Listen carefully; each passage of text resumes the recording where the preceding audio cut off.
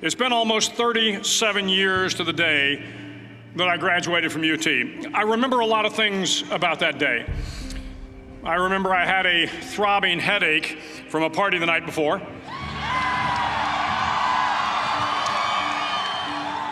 I remember I had a serious girlfriend who I later married. That's important to remember, by the way. And I remember I was getting commissioned in the Navy that day. But of all the things I remember, I don't have a clue who the commencement speaker was, and I certainly don't remember anything they said. So acknowledging that fact, if I can't make this commencement speech memorable, I will at least try to make it short. So the university's slogan is, "What starts here changes the world." Well, I've got to admit, I kind of like it. What starts here changes the world. Tonight, there are almost 8,000 students, or there are more than 8,000 students graduated from UT. So that great paragon of analytical rigor, Ask.com, says that the average American will meet 10,000 people in their lifetime. 10,000 people, that's a lot of folks. But if every one of you changed the lives of just 10 people, and each one of those people changed the lives of another 10 people, and another 10, then in 5 generations, 125 years, the class of 2014 will have changed the lives of 800 million people. 800 million people. Think about it. Over twice the population of the United States. Go one more generation, and you can change the entire population of the world, 8 billion people.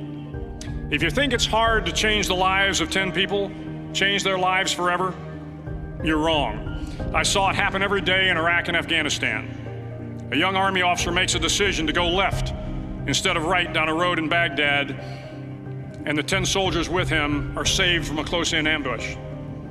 In Kandahar province, Afghanistan, a non-commissioned officer from the female engagement team senses that something isn't right and directs the infantry platoon away from a 500-pound IED, saving the lives of a dozen soldiers.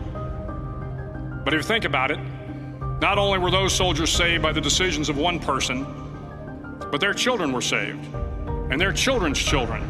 Generations were saved by one decision, one person. But changing the world can happen anywhere, and anyone can do it. So what starts here can indeed change the world. But the question is, what will the world look like after you change it? Well, I'm confident that it will look much, much better. But if you'll humor this old sailor for just a moment, I have a few suggestions that may help you on your way to a better world. And while these lessons were learned during my time in the military, I can assure you that it matters not whether you ever served a day in uniform. It matters not your gender, your ethnic or religious background, your orientation, or your social status. Our struggles in this world are similar, and the lessons to overcome those struggles and to move forward, changing ourselves and changing the world around us, will apply equally to all. I've been a Navy SEAL for 36 years, but it all began when I left UT for basic SEAL training in Coronado, California.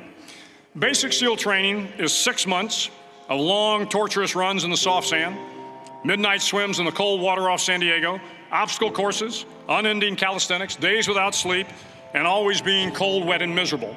It is 6 months of being constantly harassed by professionally trained warriors who seek to find the weak of mind and body and eliminate them from ever becoming a Navy SEAL. But the training also seeks to find those students who can lead in an environment of constant stress, chaos, failure, and hardships. To me, basic SEAL training was a lifetime of challenges crammed into 6 months. So here are the 10 lessons I learned from basic SEAL training that hopefully will be of value to you as you move forward in life. Every morning in SEAL training, my instructors, who at the time were all Vietnam veterans, would show up in my barracks room, and the first thing they'd do was inspect my bed. If you did it right, the corners would be square, the covers would be pulled tight, the pillow centered just under the headboard, and the extra blanket folded neatly at the foot of the rack. It was a simple task, mundane at best, but every morning we were required to make our bed to perfection. It seemed a little ridiculous at the time, particularly in light of the fact that we were aspiring to be real warriors, tough, battle-hardened SEALs. But the wisdom of this simple act has been proven to me many times over. If you make your bed every morning, you will have accomplished the first task of the day.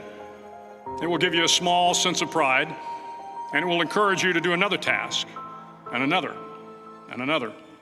And by the end of the day, that one task completed will have turned into many tasks completed. Making your bed will also reinforce the fact that the little things in life matter. If you can't do the little things right, you'll never be able to do the big things right.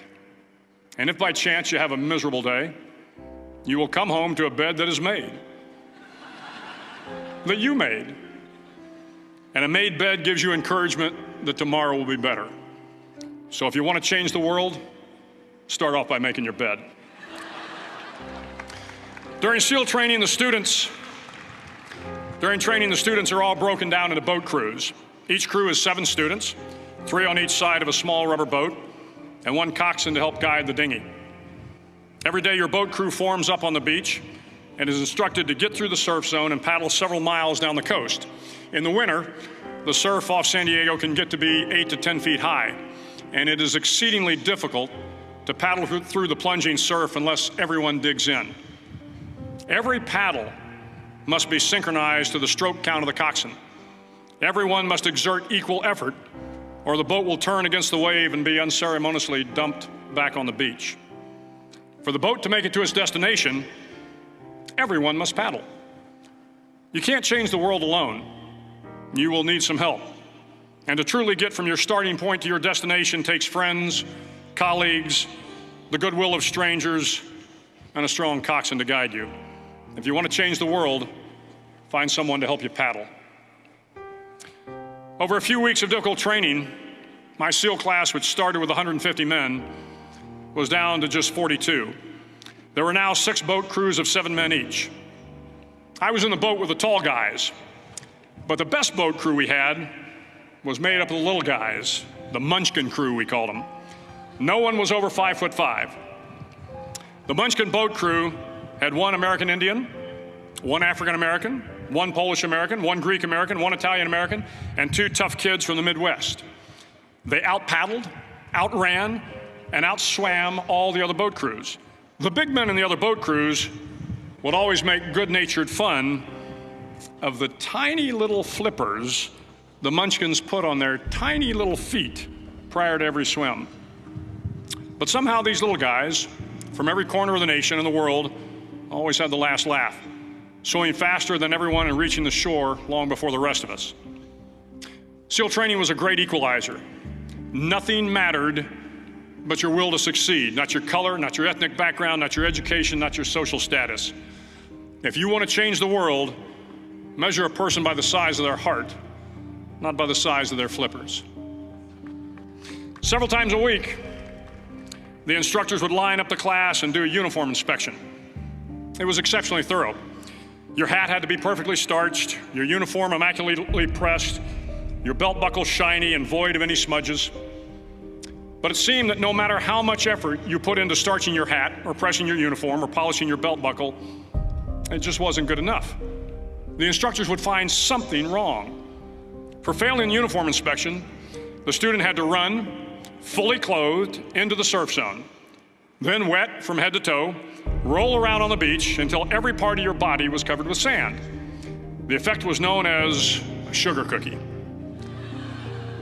You stayed in the uniform the rest of the day, cold, wet, and sandy. There were many a student who just couldn't accept the fact that all their efforts were in vain, that no matter how hard they tried to get the uniform right, it went unappreciated. Those students didn't make it through training. Those students didn't understand the purpose of the drill. You were never going to succeed. You were never going to have a perfect uniform. The instructors weren't going to allow it. Sometimes, no matter how well you prepare or how well you perform, you still end up as a sugar cookie. It's just the way life is sometimes. If you want to change the world, get over being a sugar cookie and keep moving forward. Every day during training, you were challenged with multiple physical events, long runs, long swims, obstacle courses, hours of calisthenics, something designed to test your mettle. Every event had standards, times you had to meet. If you failed to meet those times, those standards, your name was posted on a list, And at the end of the day, those on the list were invited to a circus. A circus was 2 hours of additional calisthenics designed to wear you down, to break your spirit, to force you to quit. No one wanted a circus.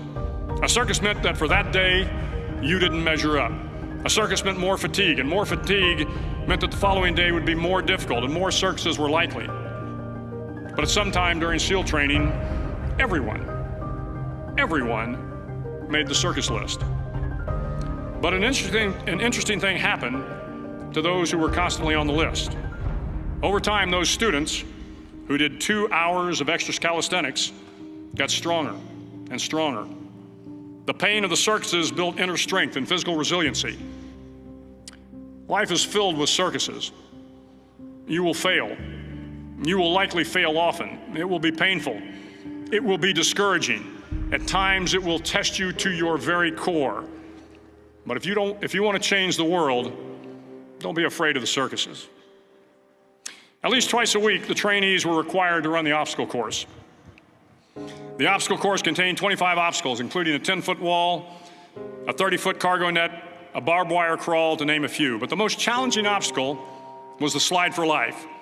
It had a 3-level, 30-foot tower at one end and a 1-level tower at the other. In between was a 200-foot-long rope.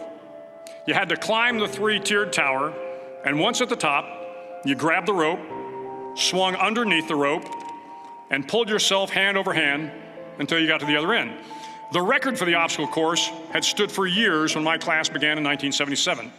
The record seemed unbeatable until one day a student decided to go down the slide for life head first. Instead of swinging his body underneath the rope and inching his way down, he bravely mounted the top of the rope and thrust himself forward. It was a dangerous move, seemingly foolish and fraught with risk. Failure could mean injury and being dropped from the course. Without hesitation, the student slid down the rope perilously fast. Instead of several minutes, it only took him half that time. And by the end of the course, he had broken the record. If you want to change the world, sometimes you have to slide down the obstacles head first. During the land warfare phase of training, the students are flown out to San Clemente Island, which lies off the coast of San Diego. The waters off San Clemente are a breeding ground for the great white sharks. To pass SEAL training, there are a series of long swims that must be completed. One is the night swim. Before the swim, the instructors joyfully brief the students on all the species of sharks that inhabit the waters off San Clemente. They assure you, however, that no student has ever been eaten by a shark, at least not that they can remember. But you are also taught that if a shark begins to circle your position, stand your ground. Do not swim away. Do not act afraid. And if the shark, hungry for a midnight snack, darts towards you, then summons up all your strength and punch him in the snout, and he will turn and swim away. There are a lot of sharks in the world. If you hope to complete the swim, you will have to deal with them. So if you want to change the world, don't back down from the sharks. As Navy SEALs, one of our jobs is to conduct underwater attacks against enemy shipping. We practice this technique extensively during training. The ship attack mission is where a pair of SEAL divers is dropped off outside an enemy harbor and then swims well over 2 miles underwater, using nothing but a depth gauge and a compass to get to the target. During the entire swim, even well below the surface, there is some light that comes through. It is comforting to know that there is open water above you. But as you approach the ship, which is tied to a pier, the light begins to fade. The steel structure of the ship blocks the moonlight. It blocks the surrounding street lamps. It blocks all ambient light. To be successful in your mission, you have to swim under the ship and find the keel, the center line, and the deepest part of the ship. This is your objective. But the keel is also the darkest part of the ship, where you cannot see your hand in front of your face, where the noise from the ship's machinery is deafening, and where it gets to be easily disoriented, and you can fail.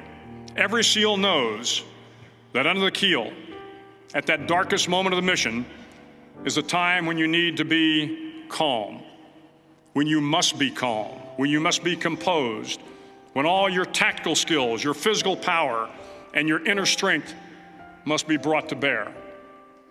If you want to change the world, you must be your very best in the darkest moments. The 9th week of training is referred to as Hell Week. It is 6 days of no sleep, constant physical and mental harassment, and one special day at the Mud Flats. The Mud Flats are an area between San Diego and Tijuana where the water runs off and creates the Tijuana Sloughs, a swampy patch of terrain where the mud will engulf you. It is on Wednesday of Hell Week that you paddle down to the Mud Flats and spend the next 15 hours trying to survive the freezing cold, the howling wind, and the incessant pressure to quit from the instructors.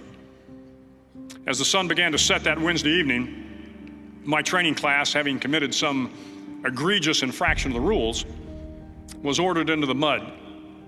The mud consumed each man till there was nothing visible but our heads. The instructors told us we could leave the mud if only 5 men would quit. Only 5 men, just 5 men, and we could get out of the oppressive cold. Looking around the mud flat, it was apparent that some students were about to give up. It was still over 8 hours till the sun came up. 8 more hours of bone-chilling cold.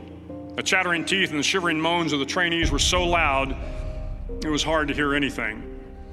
And then one voice began to echo through the night. One voice raised in song.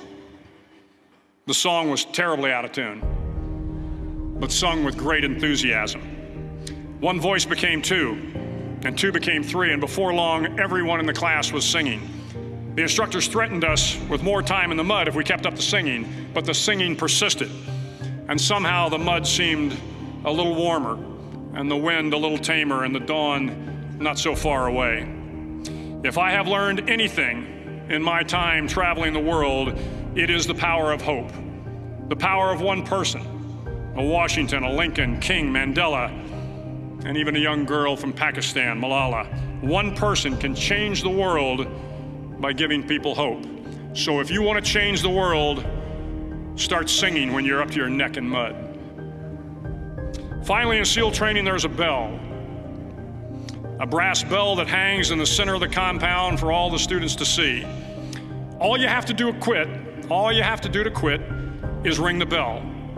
Ring the bell, and you no longer have to wake up at 5 o'clock. Ring the bell, and you no longer have to be in the freezing cold swims.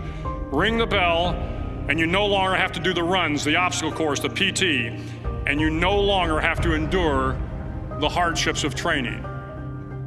All you have to do is ring the bell to get out. If you want to change the world, don't ever, ever ring the bell. To the class of 2014, you are moments away from graduating, moments away from beginning your journey through life, moments away from starting to change the world for the better.